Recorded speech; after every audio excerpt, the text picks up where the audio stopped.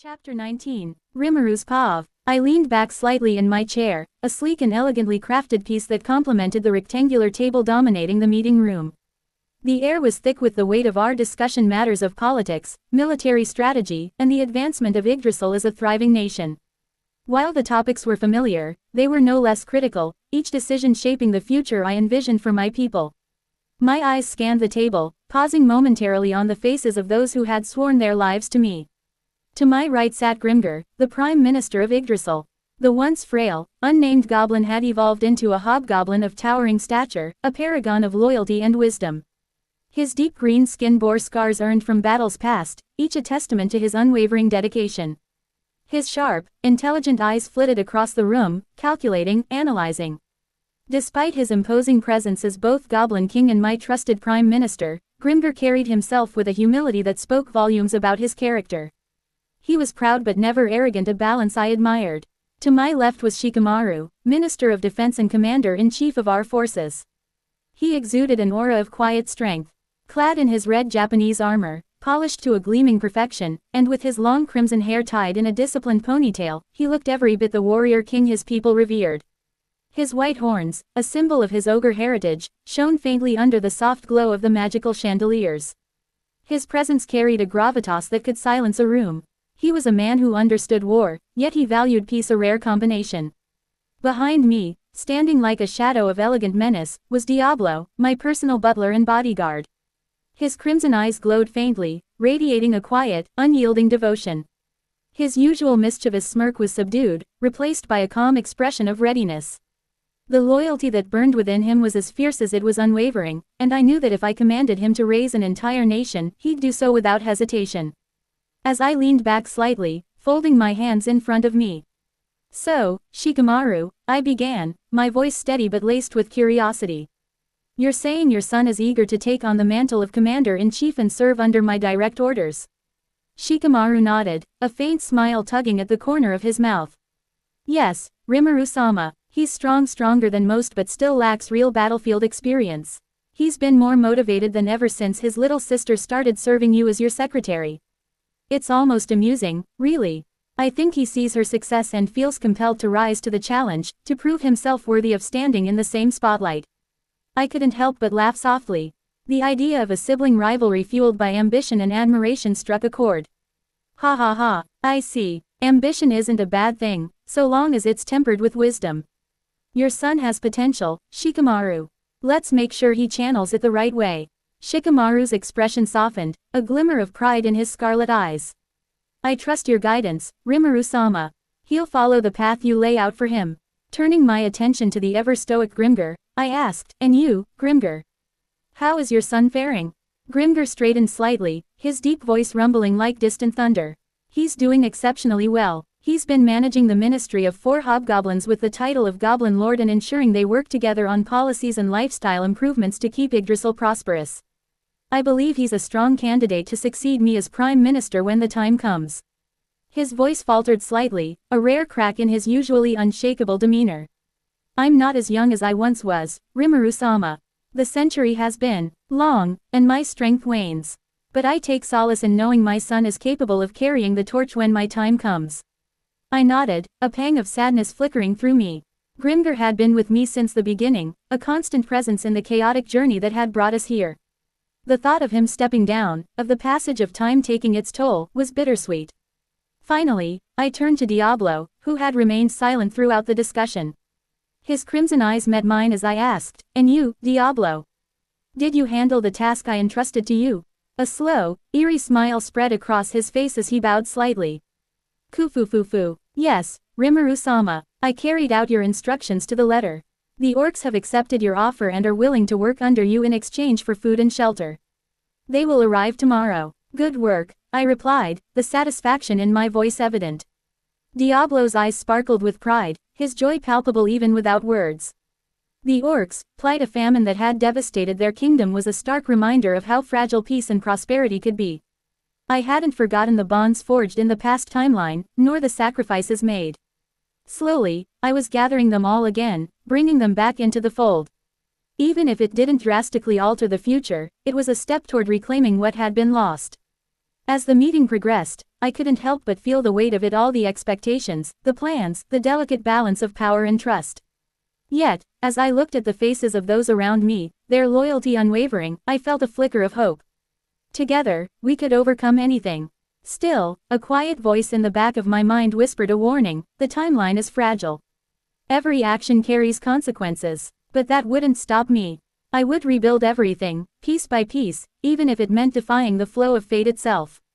The meeting was winding down, with Shikamaru's son's ambitions and Grimgir's musings about his successor providing a lighter conclusion to our discussions. Just as I was about to adjourn the meeting, a sharp knock at the door drew everyone's attention. "Come in," I said, my voice steady, though curiosity flickered at the edge of my thoughts.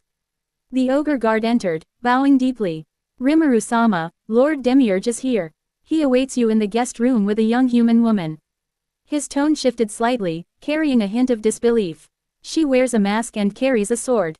She claims to have business with you. A human, inside Yggdrasil, with a weapon." The sheer absurdity of it made me pause.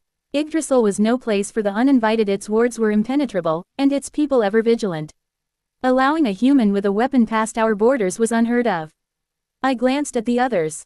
Shikamaru raised an eyebrow but remained silent, while Grimgir stroked his beard thoughtfully. Diablo, standing behind me as always, chuckled softly.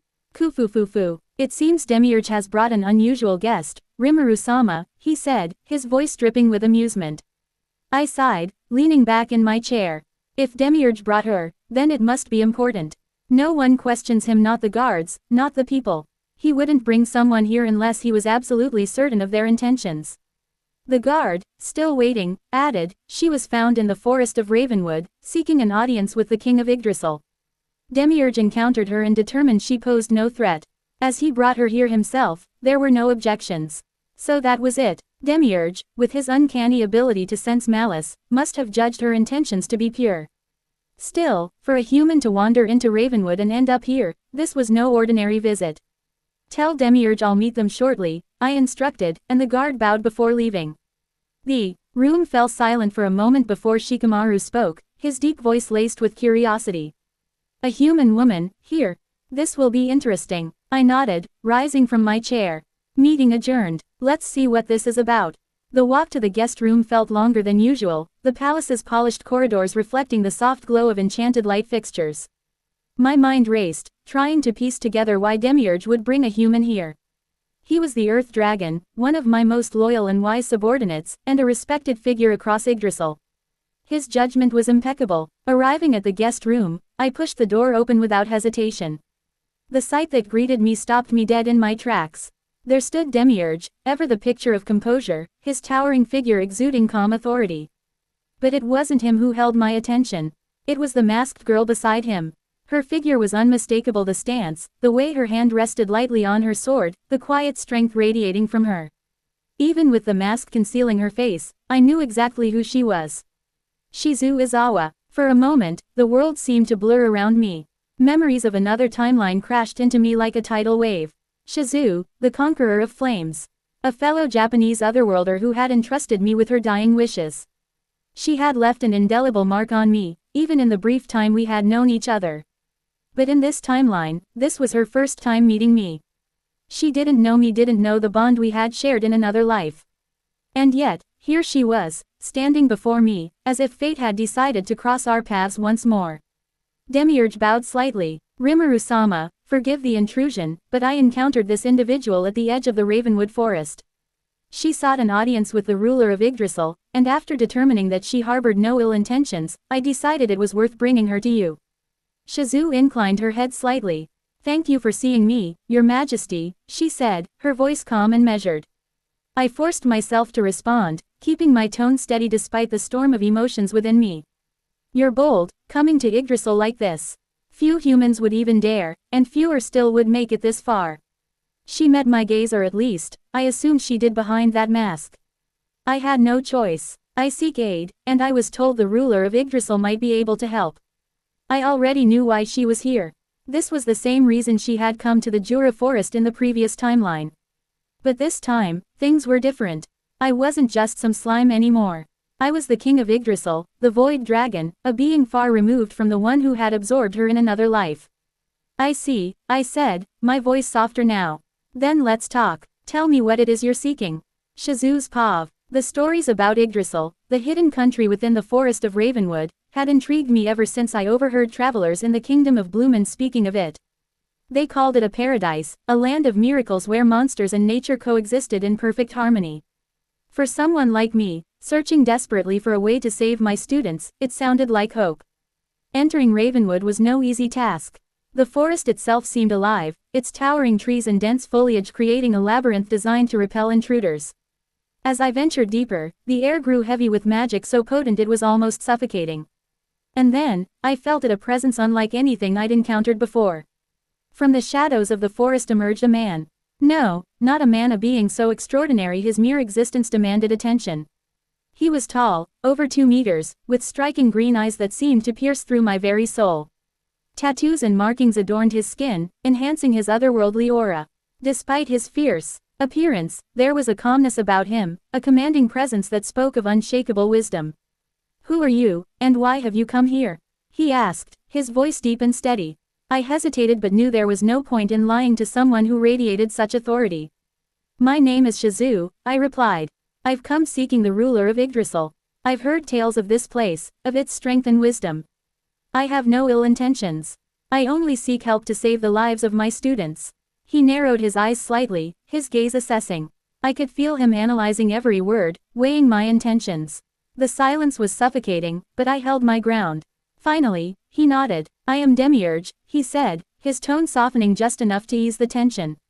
"One of the guardian lords of Yggdrasil. If your intentions are true, I will take you to the ruler. But know this: any falsehood or malice will not be tolerated." I nodded quickly. "Thank you." With that, Demiurge led me through the forest. Walking beside him was both reassuring and intimidating. His very presence seemed to command respect, and it was clear that he was someone deeply respected by those who lived in Yggdrasil. When we arrived at the city, my breath caught in my throat. This place was a masterpiece, a blend of natural beauty and technological marvels.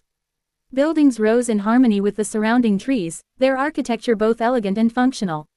Monsters of all shapes and sizes walked the streets, their interactions with one another peaceful and respectful.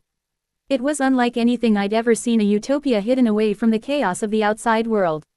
Now, I sat in the guest room of the palace, waiting for the ruler of this extraordinary place. Demiurge stood nearby, his imposing figure a constant reminder of the power this nation wielded. My mind raced with thoughts and questions. Would the ruler of Yggdrasil truly be able to help me? What kind of person were they? The door creaked open, pulling me from my thoughts. A man entered, and for a moment, I could only stare. He was dressed in an outfit that exuded authority and sophistication, a midnight blue jacket with golden accents, paired with white trousers and gold-trimmed boots.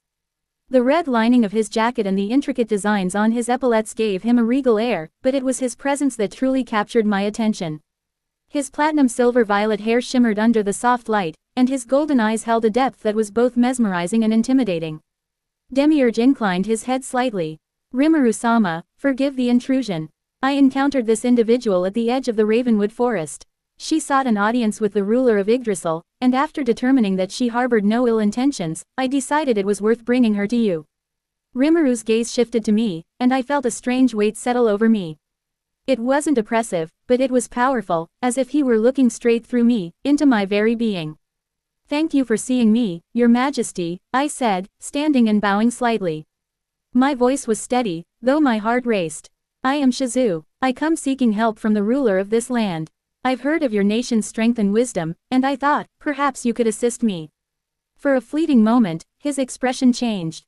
His golden eyes widened ever so slightly, a flicker of recognition passing through them before it vanished. It was subtle, but it was there. "I see," he said, his voice softer now, almost contemplative. "Then let's talk. Tell me what it is you're seeking."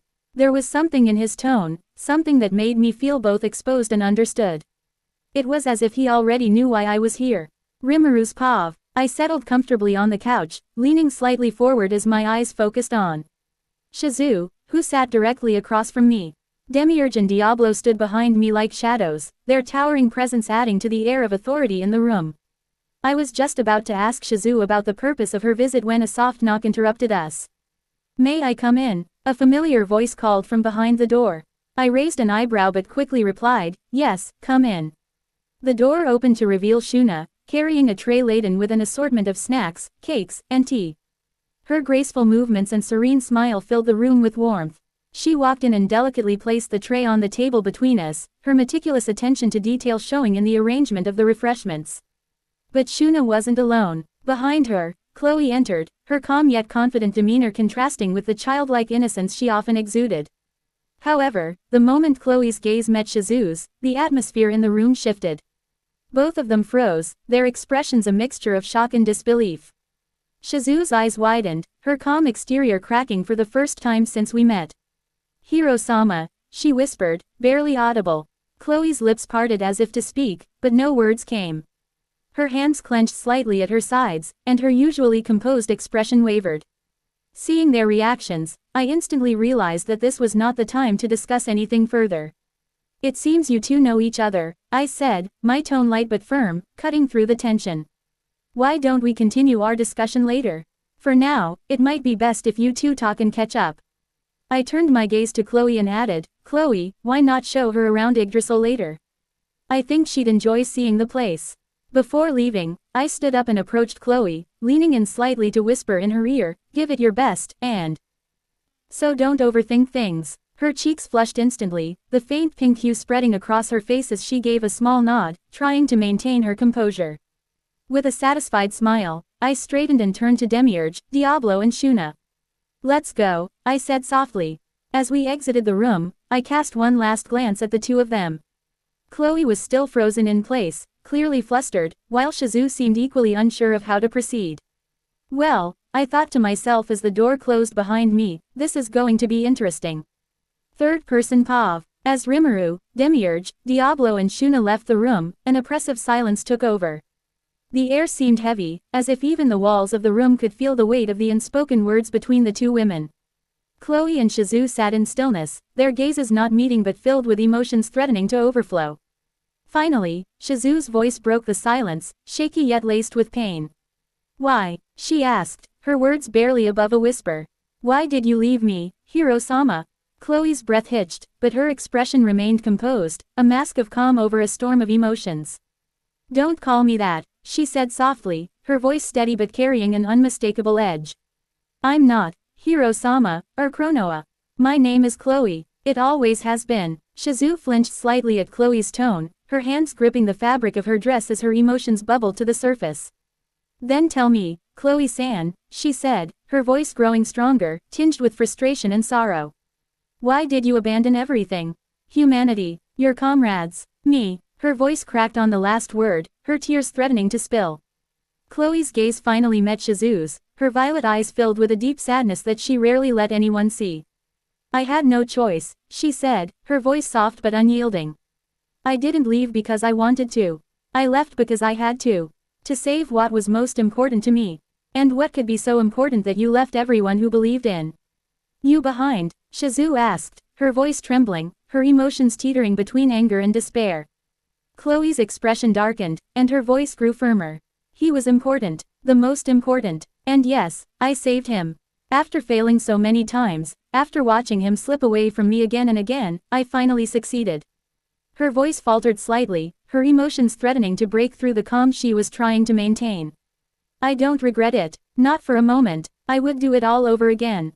Shizu stared at her, her emotions a whirlwind of confusion, betrayal, and sorrow.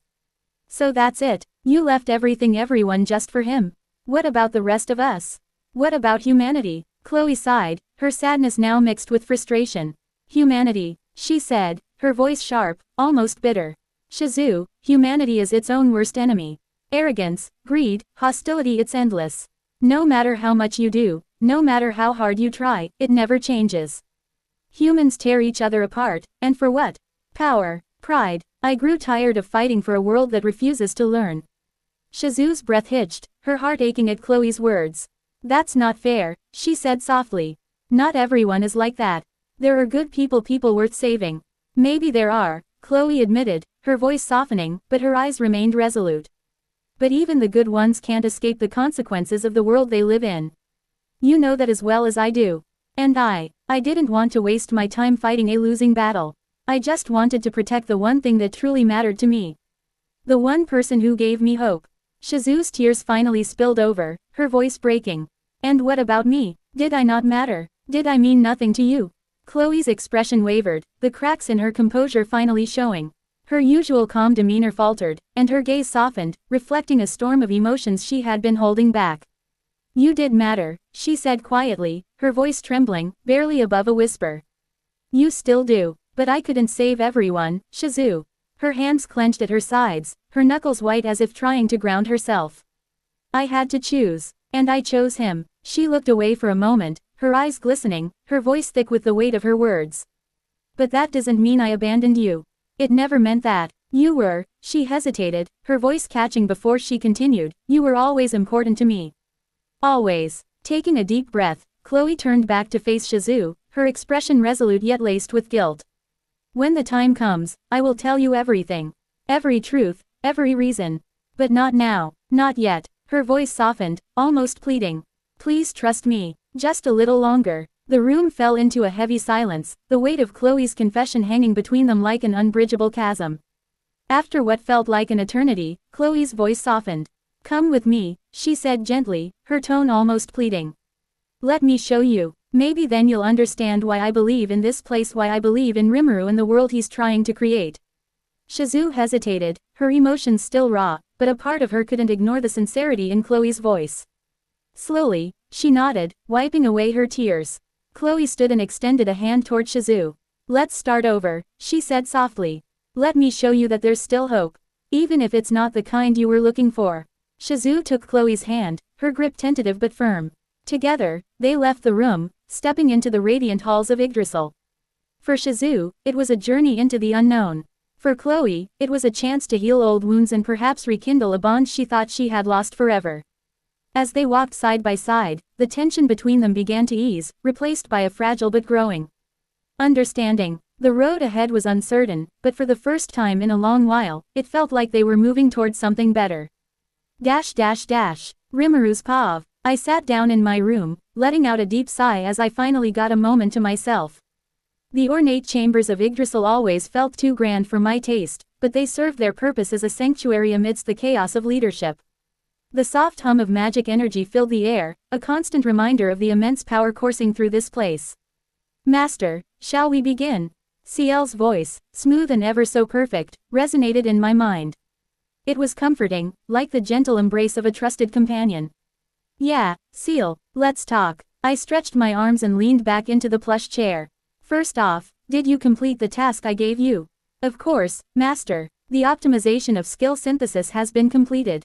I've successfully streamlined the integration process of your active and inactive skills, enhancing overall synergy by 35%. Excellent work. I knew I could count on you, I said, a smile tugging at my lips. Now, let's go over everything. I want to make sure I fully understand the details. As you wish, allow me to provide a comprehensive breakdown of your current abilities. Yeah, Ciel. First, give me a detailed rundown on Harvest Lord Shub-Niggurath. Understood. Harvest Lord Shub-Niggurath was constructed using the core, or essence, of the skill Uriel data that was gathered and analyzed from Chloe's abilities. This skill embodies ultimate creation and management, designed specifically to support and empower your subordinates. Ciel's voice shifted slightly, almost sounding proud as she continued. Skill creation allows the transformation of raw data into new abilities. By using the vast information gathered through food chain and analysis, we can generate unique skills to suit any need. For instance, the foundational design of Harvest Lord Shub-Niggurath was based on the immense versatility and organizational structure of Uriel. Impressive. But that's not all, right? I prompted, already guessing where this was leading. Correct. With the power of Harvest Lord Shub-Niggurath, I synthesized a skill that serves as a foundation for your growth. Using the residual data from Uriel, I created Wisdom Lord Raphael, a skill centered on flawless strategic analysis and decision-making. A flicker of nostalgia passed through me as I remembered the early days with Raphael. Eventually, Wisdom Lord Raphael was combined with Chaos, Lord of the Void, to create Void God Azathoth. The synthesis was a seamless process, resulting in a skill that embodies both absolute destruction and infinite creation. It is the pinnacle of existence, designed to overcome any adversary or obstacle. Yeah, Void God Azathoth, a skill that feels alive, capable of bending reality itself, I mused. But all this power isn't just for destruction. It's also a means to protect what's important. Precisely, Master. It is through these efforts that we have crafted not only a symbol of your strength but also a tool of unity for your followers. Rimuru's skills and abilities. Intrinsic skills. Dragon Spirit Haki. A manifestation of the true dragon's overwhelming aura. It grants the ability to suppress or intimidate weaker beings, instilling fear or awe. In combat, this skill destabilizes opponents' concentration and reduces their overall effectiveness. Against stronger beings, it acts as a pressure equalizer, nullifying power gaps. Universal Perception. A sensory skill that allows Rimuru to detect everything within a vast radius, including physical, spiritual, and dimensional entities. This skill bypasses all conventional stealth techniques and works even in spaces with distorted laws of physics. Universal Shapeshift. Grants Rimuru the ability to morph his form into any shape or size, with no limitations. The transformation is so perfect that it mimics even the inherent properties of the chosen form, such as a creature's aura or abilities. Ultimate Skill. Void God Azathoth. The embodiment of chaos and void, this skill represents the pinnacle of destruction and creation. It governs both the eradication of existence and the manipulation of dimensions. Soul Consumption. Absorbs and assimilates the souls of those defeated by Rimuru, allowing their power, memories, and skills to be incorporated into his arsenal. This skill also grants immunity to soul-based attacks and influences. Imaginary Collapse. A destructive ability that targets the concept of existence itself. By collapsing the imaginary space that holds an entity's essence, this attack obliterates not just their body but their very existence, leaving no trace. Imaginary Space. A boundless pocket dimension under Rimuru's absolute control. It can be used for storage, training, or trapping opponents in a space where the laws of reality are dictated solely by Rimuru's will. Multidimensional Barrier, Void Barrier. A defense system that creates layers of barriers across dimensions, shielding Rimuru from all forms of attack, physical, magical, or conceptual. The Void Barrier can nullify even reality-altering strikes. Space-time Domination. Grants complete control over the flow of time and space.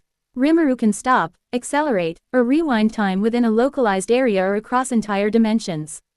Spatial Manipulation allows instantaneous travel, creation of wormholes, and restructuring of landscapes. Ultimate Skill. Harvest Lord Shub-Niggurath. A skill focused on creation, duplication, and storage, this complements Void God Azathoth perfectly. Skill Creation. Allows the synthesis of new abilities by combining existing ones. The newly created skill is optimized to suit Rimuru's specific needs. Skill Duplication. Copies any observed skill, including ultimate skills, without diminishing their original effectiveness. This ability makes Rimuru an unparalleled strategist, capable of adapting to any opponent. Skill Gifting. Bestows skills to subordinates, empowering them while maintaining full control over their usage. The gifted skills can be reclaimed or modified at will. Skill Bank. A repository for storing and cataloging skills. This allows Rimuru to call upon dormant skills when needed and deactivate unused ones to conserve energy. Combat Skills and Attributes. Rimuru's prowess extended beyond his ultimate skills, showcasing mastery in hand-to-hand combat and physical capabilities that rivaled the gods. Master of Martial Arts. Rimuru had trained extensively, perfecting countless martial art styles. His techniques were fluid and devastating, blending precision and overwhelming force. Extraordinary Physical Strength. A single punch or kick from Rimuru could shatter mountains, making him a force to be reckoned with in close combat. Extreme Speed. Rimuru moved faster than the eye could follow, his strikes almost imperceptible. He could unleash 100 attacks in a fraction of a second, overwhelming his opponents before they could react. Teleportation. By compressing space, Rimuru could teleport instantly to any location. This ability wasn't limited to himself, as he could transport others or even entire armies. True Dragon's Resilience. As a true dragon, Rimuru's durability was unparalleled. He was immune to physical, magical, and even conceptual attacks, allowing him to endure prolonged battles without faltering. Law Manipulation. Alters the fundamental laws of the universe within a localized area. Rimuru can redefine physics, nullify specific abilities, or enforce conditions that favor him in combat. Element Alteration. Converts any attack into a different element.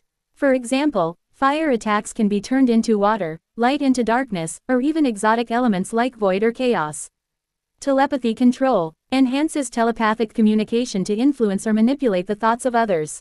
This ability is mainly used for strategy and coordination but can be weaponized if necessary.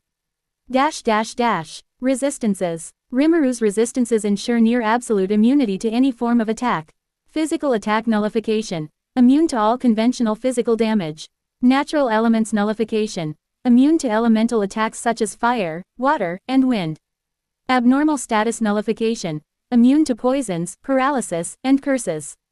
Mental attack nullification. Immune to mind control, fear, or psychic attacks. Hybrid attack resistance. Resistant to complex, combined attacks that merge physical, magical, or conceptual elements. I leaned back, letting Ciel's words settle. Perfect. I couldn't have asked for a better setup, I said, grinning.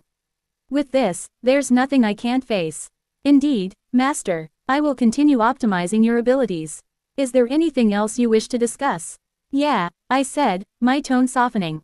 Thanks, Ciel. I don't say it often enough, but you're the reason I've gotten this far. Your words mean everything, Master. I exist solely to serve you. Her voice carried a rare warmth, and I couldn't help but chuckle. All right, let's keep moving forward. Together. Always, Master. To be continued.